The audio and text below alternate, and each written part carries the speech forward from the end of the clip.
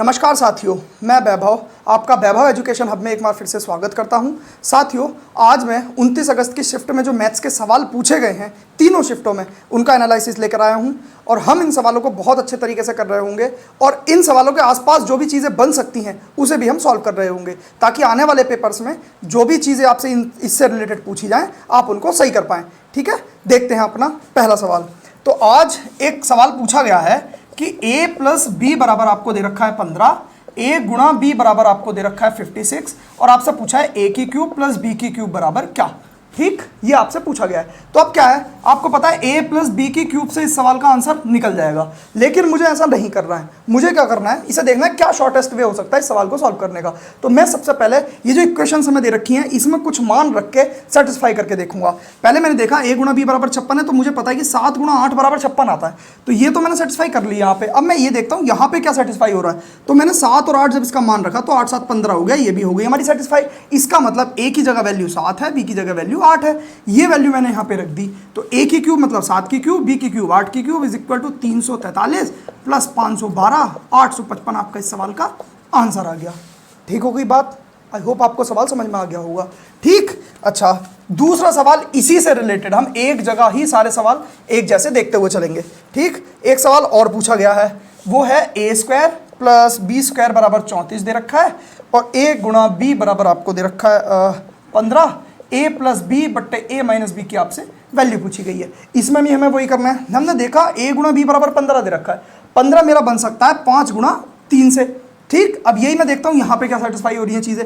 5 की क्यूब होती है, 5 का स्क्वायर होता है 25 और 3 का स्क्वायर हो गया आपका 9 बराबर 34। ये इक्वेशन मेरी सेटिस्फाई हो गई। इसका मतलब a की वैल्यू 5 है और b की वैल्यू 3 है। मैं यहाँ पे ये वैल्यू रख दूंगा।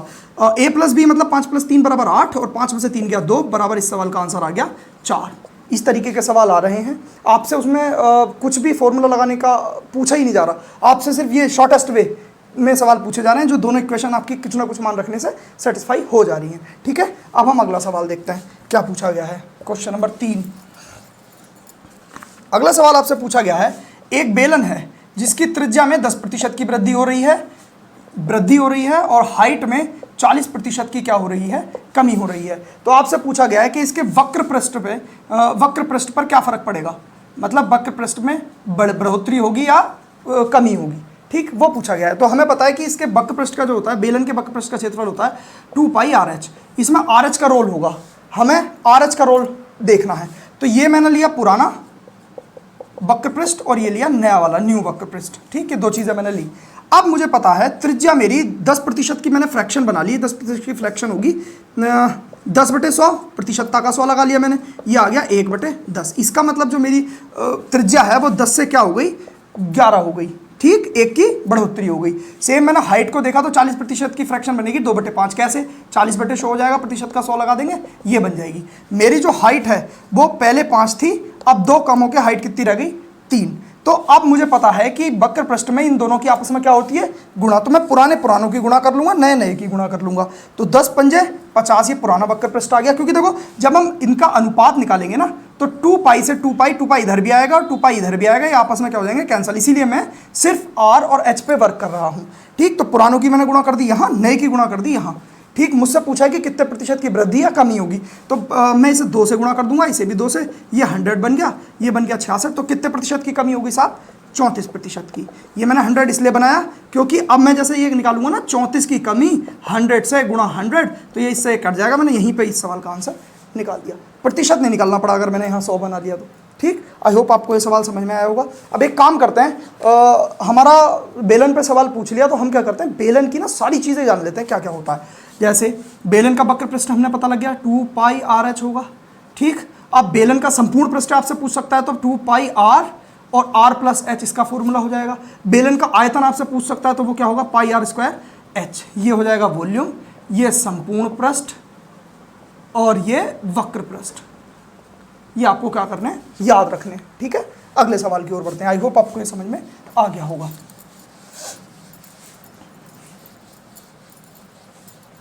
अच्छा सर, अगला सवाल आपसे क्या पूछा गया है, क्वेश्चन ये कहा गया कि R की वैल्यू आपको 7 दे रखी है, हाइट की वैल्यू आपको दे रखी है साहब 8। आपसे पूछा है संपूर्ण पृष्ठ क्षेत्रफल क्या होगा, संपूर्ण पृष्ठ क्षेत्रफल। तो हमने भी पढ़ा है, पीछे ही अभी पढ़ा है, क्या होता है कि संपूर्ण पृष्ठ क्षेत्रफल होता है बेलन का 2 pi r into r plus h. बस इसमें वैल्यू रख देनी है, मैंने रख दी। 2 गुणा पाई की वैल्यू 22/7 हो गई, आर की वैल्यू मुझे 7 दे रखी है, और आर प्लस एच की वैल्यू हो जाएगी मेरी 15। ठीक, 7 से 7 कट गया, 15 दूनी 30 गुणा क्या आ गया 22। अब 3 से मैं जब गुणा करूंगा 22 क्या हो जाएगा 66, और इसके आ गए 0। ये आ जाएगा आपका आंसर। ठीक होगी बात। आई होप आपको ये सवाल भी समझ में आया होगा। हमने फॉर्मूले पहले ही पढ़ चुके हैं हम। आगे को अगर कोई भी बेलन पर सवाल आएगा तो आप बना पा रहे होंगे। ठीक हो गई बात। चलो अगला सवाल देखते हैं अब हम।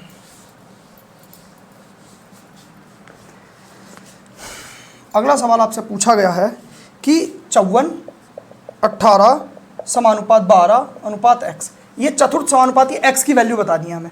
मैंने आपको जब पहले सबसे पहली वीडियो जो आरओआरबी ग्रुप डी की एनालिसिस वाली डाली थी, उसमें मैंने आपको इस फॉर्मेशन पर बनने वाले सवाल बता दिए थे कि ये चतुर्थ समानुपाती होता है तो a/b बराबर c/d होता है, और d की जब मुझे वैल्यू निकालनी होती है तो bc/a हो जाता है।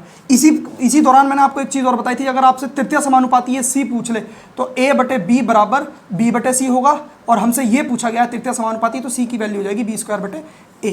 तो ये इस फॉर्मेशन पे सवाल आ चुका है, हमने पहले ही इस चीज़ को पढ़ लिया था। अब इसी की तरह हम इसको करते देखते हैं। 54/18 बराबर 12/x, 18 तिया 54, 3 चौक 12, x की वैल्यू आ गई 4। ये आपका आंसर आ गया। ठीक, आने वाले पेपर में अगर कोई भी सवाल इससे रिलेटेड आता है आप उसको कर पा रहे होंगे। अगला सवाल देखते हैं हम। ओके सर, अगला क्वेश्चन आपसे पूछा गया है कि 5:6 का और ये अनुपात x है, तो ये थर्ड प्रोपोर्शन हमें बताना है। तो मैंने अभी आपको पीछे ही बता हुआ है कि 5/6 बराबर क्या हो जाएगा 6/x, जहाँ पे मुझे x की वैल्यू अगर मैं निकालूंगा तो क्या हो जाएगा 6² बराबर 36/5, जिसकी वैल्यू हो जाएगी 7.2। ये आपका आंसर होगा। तो अगर थर्ड प्रोपोर्शन पूछ रहा होगा तो भी आप बता रहे होंगे। अच्छा, अगर आपको a अनुपात b दे दे और मीन प्रोपोर्शन मध्य समानुपाती पूछ ले तो उसका फॉर्मूला होता है √ab। ये होगा मध्य समानुपात। ठीक है सर, तो ये भी आप बता पा रहे होंगे। ठीक, अच्छा अगला सवाल देखते हैं अब हम क्या कहता है हमारा।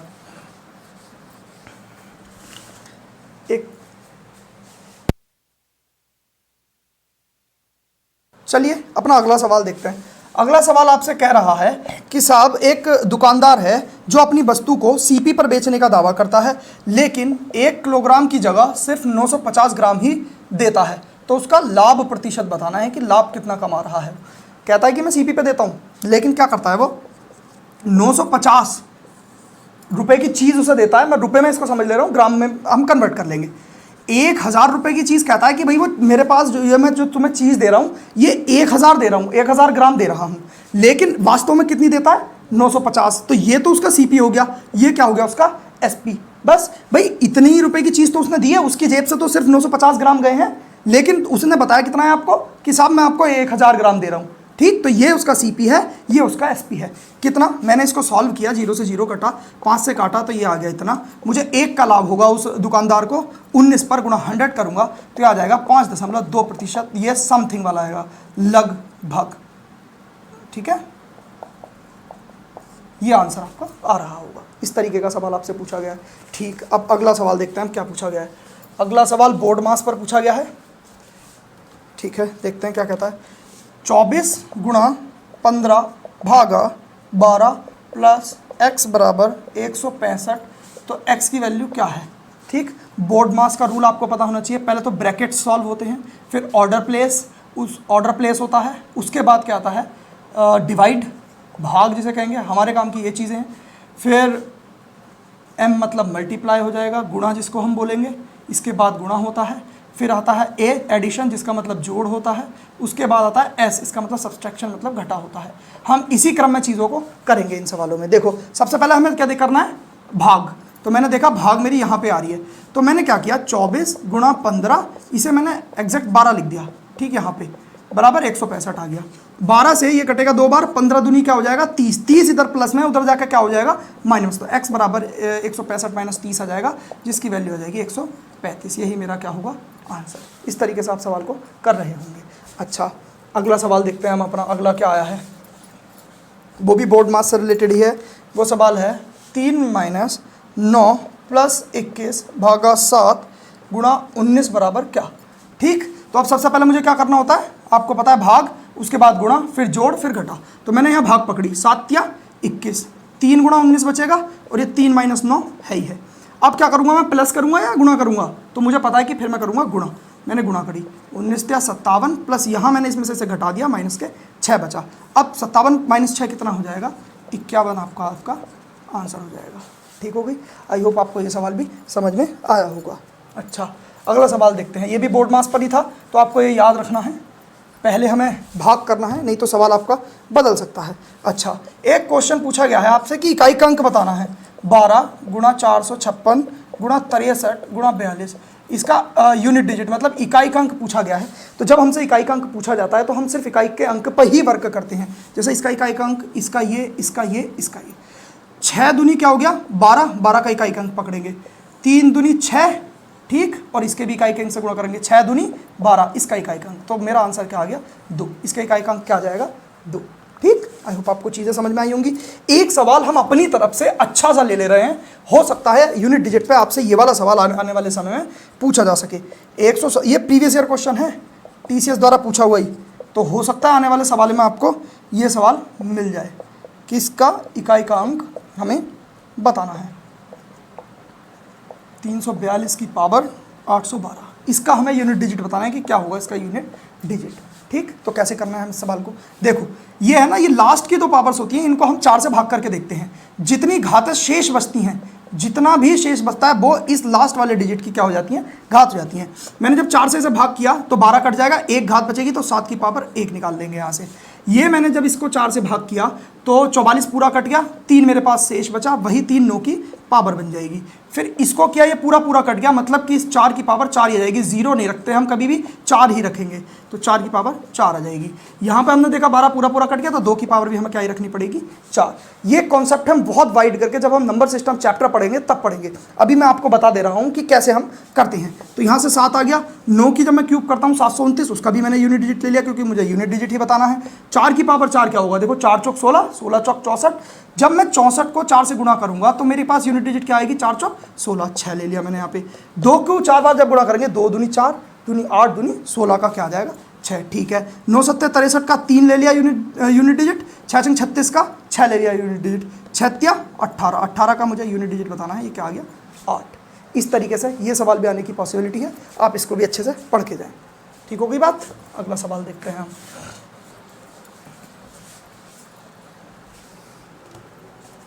अच्छा, अगला क्वेश्चन आपसे कहता है, देख लेते हैं, एक सेकंड, मैंने लिख रखे हैं सवाल। अगला सवाल आपसे ये पूछा गया है कि एक शहर की जनसंख्या में 10% की दर से वृद्धि हो रही है और उसकी 3 वर्ष बाद की जनसंख्या दे रखी है, बाद की जनसंख्या आपको दे रखी है साहब 53240। तो उसने वर्तमान की जनसंख्या पूछी है कि क्या होगा, वर्तमान की जनसंख्या क्या होगी। अब क्या है जनसंख्या, जब 10% की दर से बढ़ रही है, मैं पहले 10% की फ्रैक्शन बनाऊंगा। कैसे, 10/% का नीचे 100 लगाऊंगा तो मेरी फ्रैक्शन हो जाएगी 10। मतलब अभी मेरी जनसंख्या 10 है, आने वाले समय में 1 बढ़कर क्या हो जाएगी, 11। ये तो पहले साल की बात है। दूसरे साल में भी तो यही हुआ है, 10% की दर से 10 से क्या हुई है मेरी जनसंख्या, 11। तीसरे साल में भी यही हुआ है, 10 से मेरी जनसंख्या क्या हुई है, 11। तो अब मैं ओवरऑल देखूंगा तो मेरी जनसंख्या कितनी हो गई, 1000 से 1331। इसकी आपस में हमने 11 की क्यूब निकाल ली। ठीक, अच्छा, तो ये है मेरी बाद वाली जनसंख्या जो 3 वर्ष बाद की आएगी, ये मेरी है वर्तमान जनसंख्या। मुझे वैल्यू बाद वाली जनसंख्या की दे रखी है, मतलब जो 53240 दे रखी है वो वैल्यू इसकी दे रखी है 1331, और मुझसे वर्तमान जनसंख्या पूछी है, मतलब मुझसे इसका मान पूछा है 1000 का। ठीक, तो इससे ये 4 बार कट जाएगा, 40 बार एग्जैक्ट। तो मेरी जो अभी की जनसंख्या है वो है ये आंसर। ठीक होगी बात। आई होप आपको ये भी सवाल समझ में आया होगा अच्छे से। अच्छा, अगला सवाल देख लेते हैं। अच्छा, एक चीज़ और है, अगर इसमें कमी करता तो हम कैसे करते, जैसे फ्रैक्शन है, मैंने कहा कि 10% की दर से कमी हो रही है, तो आप क्या करते हैं कि भाई 10 पहले थी, मतलब वर्तमान में 10 थी, अब आने वाले समय में 9 हो जाएगी क्योंकि 1 की क्या आ जाएगी, कमी। इसमें वृद्धि करा रहा था। ठीक, तो इस तरीके का भी सवाल पूछा जा सकता है। अच्छा, अगला सवाल देखते हैं अब हम, क्या होगा हमारा। आई होप आपको चीज़ें यहाँ तक समझ में आई होंगी। कुछ भी समझ में ना आए तो आप कमेंट बॉक्स में पूछ सकते हैं। एक क्वेश्चन आयु से पूछा गया है कि ए और बी की जो आयु है उनका अनुपात 3:2 है, उनकी आयु के बीच अंतर मुझे 15 साल का दे रखा है, 15 ईयर का। मुझसे पूछा है ए और बी की आयु वास्तव में कितनी है, ए और बी की आयु मुझसे पूछी है, अनुपात दे रखा है। अब इसके अनुपात में अंतर कितना है, 1 का, और वैसे ईयर्स में अंतर कितना है, 15 का। मतलब ये जो 15 है ये मेरे किसका मान है, 1 का। मुझसे पूछा कितना है, दोनों का, तो मैं पहले 3 का मान निकालता हूँ। तो 15 तिया 45, ए की एज आ गई 45, और 15 वही 1 का मान है। मुझसे अगर 2 का मान पूछा होगा तो 15 दूनी 30, ए की 45 और बी की क्या आ गई 30। देखो हमने अनुपात को, जो एक्चुअल संख्या थी हमें दे रखी थी ईयर्स, उसमें कन्वर्ट कर दिया कि भाई ये जो 15 है ये मेरी इस 1 का मान है, इस अनुपात के 1 का मान 15 है। तो अनुपात के 3 का मान क्या होगा वो मैंने निकाल दिया, अनुपात के 2 का मान क्या होगा वो मैंने निकाल दिया। आई होप चीज़ें आपको समझ में यहाँ तक आ गई होंगी। अच्छा, अगला सवाल देखते हैं अब हम। अगला सवाल हमसे कहता है कि 64 की पावर माइनस के 2/3 को सॉल्व करना है, इसका सरलीकृत मान क्या होगा। अच्छा, इस सवाल को करते हैं। देखो 64 मुझे पता है 4 की क्यूब होता है, तो 4 की क्यूब गुणा में माइनस के 2/3 ये दे रखा है। इस 3 से तो ये 3 कट गया, यहाँ पे मेरा 4 की पावर क्या आ गई -2। ये जो माइनस पावर होती है जब ये नीचे जाती है तो क्या होती है प्लस, अगर नीचे माइनस दे रखी है तो ऊपर आके क्या हो जाती है प्लस। तो यही है, इसको इस माइनस को हटाने के लिए मैं इसे क्या ले जाऊंगा नीचे, यहाँ 4 की पावर क्या हो जाएगी 2 प्लस के, ठीक। या अगर यहाँ पे नीचे माइनस के जैसे ये होता तो मैं इसे अगर 1 ऊपर लेके जाता 4 की पावर +2 बन जाता, उल्टा भी इसका सही है, ठीक है। तो ये नहीं है, सवाल है हमारा ये। अच्छा, माइनस था नीचे ले आया प्लस हो गया, 1/16 इस सवाल का आंसर आ गया। 4 का स्क्वायर होता है 16, ठीक होगी बात। अच्छा, अगला सवाल देखते हैं अब हम बहुत जल्दी से ये सारी चीज़ें कर रहे होंगे, सारे सवाल कर पा रहे होंगे। अच्छा, एक चीज़ पूछिए कि 36 और 108 का HCF वो बताना है, वो वाला HCF बताना है जो x और 72 का भी HCF हो। तो HCF पूछा है, सबसे पहले तो मैं इसी का HCF निकालूंगा।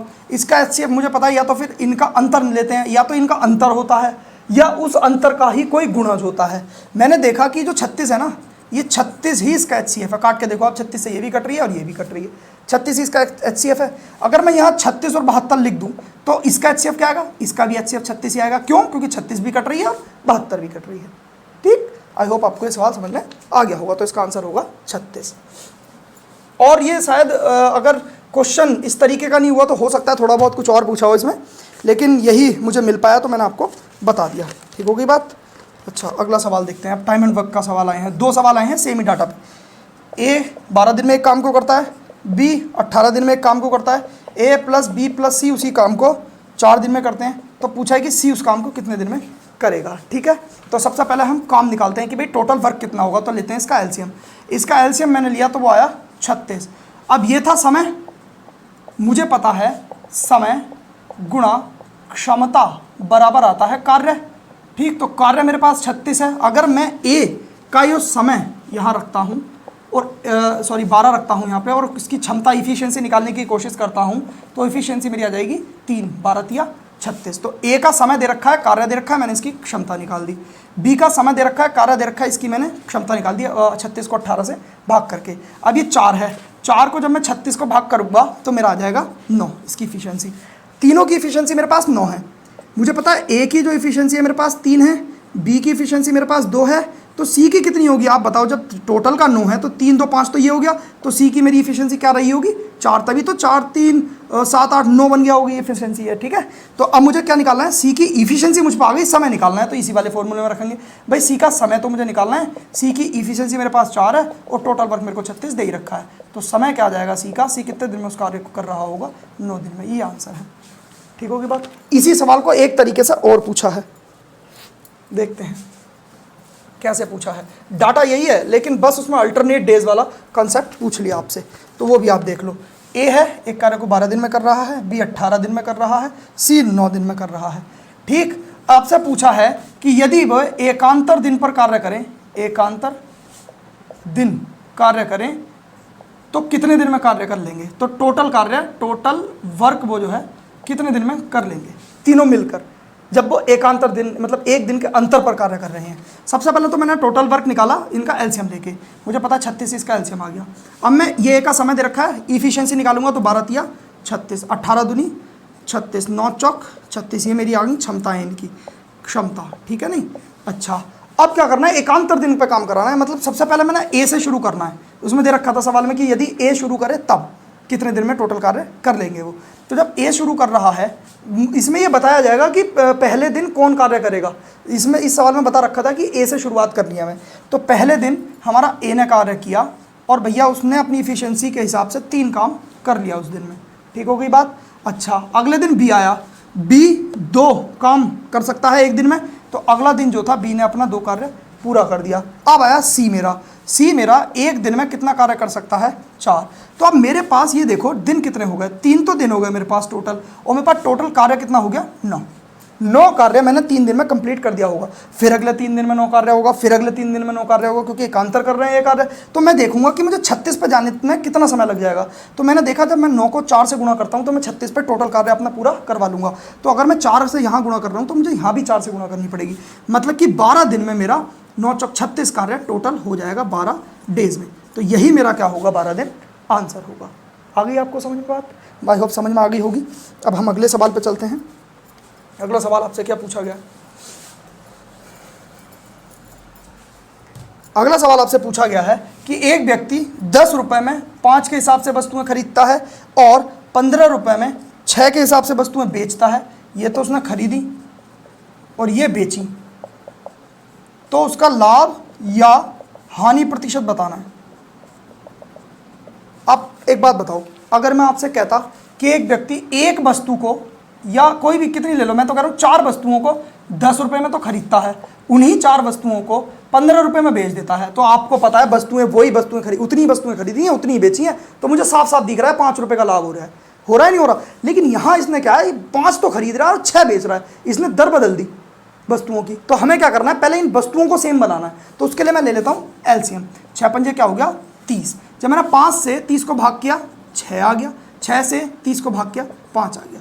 अब मुझे निकालना है कि मेरा सीपी, ये जो खरीदारी थी 6 वस्तुएं थी और 10 के रेट में थी, तो 6 ढाई 60 तो मैंने 60 रुपए की चीज़ तो खरीदी है, और 15 गुणा अगर मैं 5 करूँगा 75 की मैंने चीज़ें बेची हैं। मेरा जो कॉस्ट प्राइस है वो है 60, मेरा सेलिंग प्राइस है 75।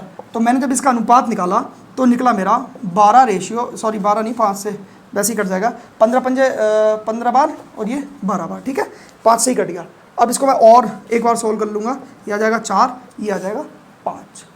ठीक है, अब समझो आप कितने का लाभ हुआ उसको, एक बार 1 का लाभ हुआ। और लाभ या हानि हमेशा होती किस चीज़ पे, कॉस्ट प्राइस पे। तो कॉस्ट प्राइस मेरा कितना है, 4। तो 1 का लाभ हुआ 4 पर गुणा 100% का, 25% इसका क्या हो गया उसको लाभ। ठीक, इस सवाल का आंसर ये आ रहा होगा। आई होप आपको चीज़ें समझ में आई होंगी। आगे चलते हैं, अगला सवाल देखते हैं क्या पूछा गया है।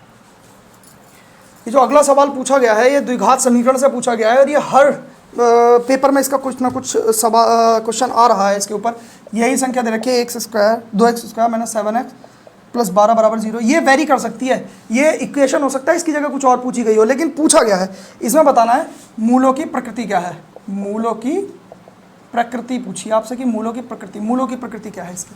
हमेशा याद रखना जो स्टैंडर्ड इक्वेशन होती है हमारी वो होती है x² plus bx plus c बराबर 0। ये हमारी स्टैंडर्ड इक्वेशन होती है द्विघात समीकरण, स्टैंडर्ड वाली। ठीक, इसमें अगर हम b² माइनस 4ac निकालें, अगर ये b² माइनस 4ac 0 से छोटा या 0 से छोटा होता है तो हमेशा मेरे मूल आते हैं काल्पनिक।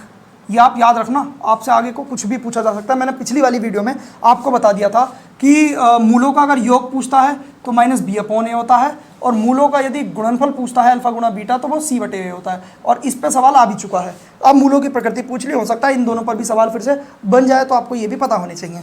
b² माइनस 4ac अगर 0 से छोटे हैं तो ये मान काल्पनिक होंगे, और b² माइनस 4ac यदि मूलों से बड़े हैं तो मूल इससे 0 से बड़े हैं तो मूल होंगे क्या, वास्तविक। कैसे मूल होंगे साहब, आपके वास्तविक मूल होंगे। लेकिन इसमें भी 2 कंडीशन बन रही हैं। एक तो b² माइनस 4ac आपका बड़ा हो 0 से, तो आएंगे भिन्न भिन्न मूल। एक मूल अगर 2 है तो एक हो सकता है 3 हो, मतलब अलग होगा, 2 नहीं होगा, तो भिन्न भिन्न मूल आएंगे अगर ऐसा होगा तो। और यदि b² माइनस 4ac बराबर है 0 के तो आपके जो मूल आएंगे वो क्या आएंगे, समान। अगर एक मूल 2 है तो दूसरा मूल भी क्या होगा, 2 होगा। एक अल्फा अगर 2 है तो बीटा भी क्या होगा, 2 होगा। तो मुझे क्या करना है, इस इक्वेशन की इससे क्या करना है, कंपैरिजन। तो यहाँ a का मान मेरा क्या निकल आएगा, 2, बी का मान यहाँ से मेरा क्या निकल आएगा -7, सी का मान यहाँ से मेरा क्या निकल आएगा 12। अब मैं इस फॉर्मूले में वो मान रख दूंगा, बी स्क्वायर आ गया, -7 का स्क्वायर का मतलब प्लस हो जाएगा वो 49, -4, ए की वैल्यू 2 इंटू सी की वैल्यू 12, तो 49 माइनस, सही रख दी ना वैल्यू हमने, बी स्क्वायर -4ac, ठीक है, 4 दूनी 8 96, इसकी वैल्यू आ गई हमारी 47, ठीक है। तो ये आया किस चीज़ के, माइनस के, और जब माइनस के आया इसका मतलब जो बी स्क्वायर -4ac है वो मेरा छोटा है 0 से, तो मेरे मूल क्या होंगे, काल्पनिक। ठीक है सर, ये सवाल आ रहे हैं, इन पर प्रैक्टिस करके जाना। हो सकता है आपसे कुछ भी पूछा जा सकता है, मूलों की प्रकृति पूछी जा सकती है, या ये मूलों का योग पूछा जा सकता है, समीकरण देके कुछ भी पूछा जा सकता है, तो आपको ये सारी चीज़ें पता होनी चाहिए थी। आई होप आपको चीज़ें समझ में आ गई होंगी। अच्छा, अगला सवाल देखते हैं हम, हमारा क्या कह रहा है। एक क्वेश्चन ये पूछा गया है कि x - 1/x बराबर x क्या दे रखा है आपको, 2 दे रखा है, तो x की घात 4 + 1/x की घात 4 की वैल्यू क्या है। ठीक हो गई बात। अच्छा, एक सवाल और हो सकता है, x + 1/x की वैल्यू अगर आपको 2 दे दे, दुनिया भर की कोई भी चीज़ पूछ ले, आपसे पूछ ले x की घात 7 + 1/x की घात 7 की वैल्यू बताओ, मैं कह रहा हूँ x की घात 108 + 1/x की घात 108 की वैल्यू बताओ। अब हमेशा याद रखना, अगर मैं x का मान 1 रख दूंगा, यहाँ भी x का मान 1 रख दूंगा, तो 1 + 1 = 2 हो जाएगा, वैल्यू मेरी सेटिस्फाई कर गई, मतलब x की वैल्यू 1 है, तो इसका भी मान हमेशा 2 आएगा, क्योंकि 1 की पावर कितनी भी कर लो 1 ही रहेगा, यहाँ भी 1 ही आएगा तो 2 आ जाएगा, इसका भी मान क्या आ जाएगा 2, 1 की पावर कितनी भी कर लो यही रहेगा। पहली बात तो आपको ये याद रखनी है। अब इसे कैसे करेंगे, मैं इनका दोनों तरफ क्या करूँगा, स्क्वायर, तो मुझे मिलेगा x² + 1/x² minus twice of 1/x गुणा x बराबर 2 दूनी 4। ये पहले मैं सॉल्व करके बता दे रहा हूँ, आगे से आपको कभी भी इसे सॉल्व नहीं करना है। इसके मान क्या आ जाएगा, x² + 1/x² का, आपको पता है इससे ये कट गया, ये माइनस के 2 इधर जाकर प्लस के 2 हो जाएगा, तो ये हो जाएगा 6। एक बार मैं दोबारा से इसका स्क्वायर करूँगा, क्योंकि मुझे घात 4 का मान बताना है। ये करूँगा तो x की घात 4 + 1/x की घात 4 प्लस ट्वाइस ऑफ 1/x² गुणा x² और बराबर आ जाएगा 6 × 36। आपको पता है ये इससे कैंसल आउट हो जाएगा, ये 2 है इधर जाकर माइनस में जाएगा, तो आ जाएगा आंसर आपका 34। ये आपका आंसर आ जाएगा। ठीक, आई होप चीज़ें आपको समझ में आई होंगी। लेकिन अब हमें क्या करना है, हमेशा यदि हमें x - 1/x की वैल्यू कुछ a दे रखी है और x² + 1/x² की वैल्यू पूछी है, तो हमेशा a² प्लस के 2 होगा। इसी में यदि x² + 1/x² की वैल्यू होगी, यदि x + 1/x की वैल्यू a दे दे और तब आपसे x² + 1/x² की वैल्यू पूछे, तो आपको पता है कि a का तो स्क्वायर होगा, लेकिन जो यहाँ +2 आएगा वो इधर जाके क्या हो जाएगा -2। ये दोनों कंडीशन आपको याद रखनी है। ठीक है, आगे इन पे भी सवाल बन सकता है। अच्छा, इस पे एक सवाल और बनता है, वो क्यूब पर बनता है, मैं बताता हूँ आपको कैसे, वो भी आपको याद रखना है। जैसे मान लो अगर आपको x - 1/x बराबर दे दिया जाए a और आपसे पूछा x³ - 1/x³ बराबर क्या, तो आपको हमेशा याद रखना है वो होता है a³ + 3a। सॉल्व करके देख लेना आप अपने हिसाब से, x - 1/x³ का फॉर्मूला खोलना, यही आएगा। और यही अगर आपको दे रखा हो x + 1/x बराबर a कोई भी संख्या हो सकती है, और आपसे पूछा जाए x³ + 1/x³ बराबर क्या होगा, तो ये बराबर होगा हमेशा आपके a³ - 3a, क्योंकि वो जो प्लस का 3 बनेगा 3a वो उधर जाके क्या हो जाएगा माइनस का। ठीक होगी बात, ये भी आपको याद रखना है, पूछा जा सकता है। अगला सवाल हम लेते हैं, क्या पूछा गया है हमारा। अगला सवाल आपसे पूछा गया है कि एक घनाभ की लंबाई दे रखी है हमें 24, चौड़ाई दे रखी है हमें 18 और हाइट दे रखी है 16। हमसे पूछा है कि घनाभ का आयतन क्या है, घनाभ का वॉल्यूम आयतन बराबर क्या। अब हम क्या करते हैं, पहले घनाभ के सारे फॉर्मूले पढ़ ले रहे हैं, क्योंकि हो सकता है इस बार आयतन पूछ ले, अगली बार कुछ आपसे और पूछ ले। तो सबसे पहले याद रखना, घनाभ का जो संपूर्ण पृष्ठ का क्षेत्रफल होता है वो twice of LB + BH + HL होता है। L आपकी लेंथ है, लंबाई, B ब्रेथ है, चौड़ाई, और H क्या है, हाइट। ठीक, तो ये होता है। अच्छा, आयतन आपसे पूछ ही लिया, तो आयतन का फॉर्मूला आपको पता होना चाहिए, लंबाई गुणा चौड़ाई गुणा ऊंचाई। अब एक घनाभ जो होता है ना, उसका हो सकता है, ये घनाभ है, हो सकता है इसका विकर्ण पूछ ले, तो हमेशा याद रखना घनाभ का अगर आपसे विकर्ण पूछ ले तीनों भुजाएं देकर, तो वो होता है L √L² + B² + H²। ये भी आपको याद रखना है। हमसे पूछा गया है आयतन, तो हम सीधे सीधा वॉल्यूम का फॉर्मूला रखेंगे, L × B × H, सबके आपस में क्या कर देंगे 24 × 18 × 16 की गुणा कर देंगे, गुणा करके आ रहा होगा 6912। अब इसकी जब हम कैलकुलेशन कर रहे होंगे ना, तो सबसे पहले हम ऑप्शन देखेंगे चारों। उन चारों ऑप्शन में पहले तो मैं यूनिट डिजिट से करूंगा इसको। पहली बात तो मुझे ये 9 दिख गया, 8 और 1 9, 9 से किसी भी संख्या को गुणा करूंगा, मेरा डिजिटल सम 9 आएगा। पहले मैं ऑप्शन देखूंगा कि कौन से का डिजिटल सम 9 बन रहा है, या मुझे आंसर मिल गया तो ठीक। अगर दो ऑप्शन मेरे सेम बने तो मैं यूनिट डिजिट लगाऊंगा। 8 चौक 32 का 2, फिर 6 दूनी 12, यूनिट डिजिट मेरा क्या आ रहा है 2, इकाई का अंक क्या आ रहा है साहब 2। तो मैं देखूंगा कौन से ऑप्शन में इकाई का अंक 2 है, वही मेरा आंसर होगा। तो ये कुछ ट्रिक्स है, मैंने डिजिटल सम पढ़ा रखा है आपको, वो एक बार उसकी वीडियो आप देख लेना। आई होप ये सवाल भी आपको समझ में आया होगा। अगला सवाल लेते हैं। ये सभी सवाल आपसे पूछे गए हैं, इनको अच्छे से प्रिपेयर करके जाना, आने वाले समय में आप कोई भी सवाल गलत करके नहीं आओगे। एक ट्राइंगल दे रखा है, उसमें ये कोण 120 दे रखा है, और ये 5 दे रखा है, ये 6 दे रखा है, इसका मान x है, यही हमसे पूछा है। तो ये कोसाइन रूल पे सवाल आया हुआ है। कोसाइन रूल क्या होता है पहले वो जान लेते हैं, और हो सकता है आने वाले समय में कोसाइन रूल की जगह साइन रूल के ऊपर सवाल आ जाए, तो हम वो भी देखेंगे क्या होगा। पहले कोसाइन रूल समझते हैं। कोसाइन रूल में यदि ये a है, ये b है, ये c है, और a के सामने की भुजा मैंने अगर स्मॉल a मानी, c के सामने की स्मॉल c, b के सामने की स्मॉल b ये भुजा मानी, और ये एक एंगल है थीटा, तो इसमें कॉस थीटा बराबर होता है दोनों जो सटी हुई भुजाएं होती हैं उनका योग एंगल के साथ वाली, ये वाला एंगल पूछा है तो इस एंगल के साथ वाली, c square plus B square minus जो सामने वाली भुजा होती है उसको हमेशा घटा देते हैं, और ट्वाइस ऑफ बी सी, इन दोनों का आपस में गुणा। अच्छा, इस एंगल को अगर मैं अल्फा मान लूँ और आपको इस एंगल का पूछे तो कॉस अल्फा बराबर क्या हो जाएगा पता है, ये दोनों भुजाएं सटी हुई ए स्क्वायर प्लस सी स्क्वायर माइनस जो सामने वाली भुजा है बी स्क्वायर, ये माइनस हो जाएगी बट ट्वाइस ऑफ ए सी, इन दोनों का आपस वाली गुणा, इन वाली भुजाओं का आपस में क्या हो जाएगा गुणा। ऐसे ही हम इस वाले एंगल को अगर बीटा माने तो इन दोनों को यहाँ पे रख लेंगे, इसे माइनस कर देंगे, वो हो जाएगा। ठीक, तो यही मुझे रूल इसमें लगाना था। अच्छा, अब मुझसे ये पूछा है तो कोस थीटा की वैल्यू मैंने 120 डिग्री रखी, फिर मुझे इसका स्क्वायर और इसका स्क्वायर ऐड करना है, 5 स्क्वायर प्लस 6 स्क्वायर माइनस क्या करना है x का स्क्वायर बटे क्या आ जाएगा ट्वाइस ऑफ 5 गुणा 6। ठीक हो गई बात। तो इसका cos 120 की वैल्यू होती है माइनस के 1/2। अच्छा, मैं करूँगा 5 पंजे 25 हो जाएगा, 6 चिंग 36 minus x square upon twice of 30 आ जाएगा। अब ये देखो 2 से ये 2 कट जाएगा, 30 पहुँच जाएगा इधर, माइनस के 30 बराबर क्या आ जाएगा 61 माइनस एक्स स्क्वायर। अब एक्स स्क्वायर को मैं उधर ले जाऊँगा, 61 या प्लस के हो जाएगा 30, तो x की वैल्यू मेरी √91 आंसर आ रहा होगा। ठीक हो गई बात। ये था साइन रूल। अब हो सकता है ये था कोसाइन रूल, हो सकता है साइन रूल पे आपसे सवाल पूछ ले, तो हम जान लेते हैं कि जी साइन रूल हमारा क्या होता है। ठीक है सर, एक बार साइन रूल भी जान लेते हैं क्या है। ये एक हमें ट्रायंगल दे रखा है, ए बी सी दे रखा है। ठीक, बी के सामने की मैंने स्मॉल बी, सी के सामने की ये, इसके मैंने ए मान लिया। ठीक, ये अगर थीटा आपको दे रखा है, ये थीटा नहीं, मैं इनका एंगल को अभी यही मान ले रहा हूँ ए, ये एंगल बी मान ले रहा हूँ, इसको सी मान ले रहा हूँ।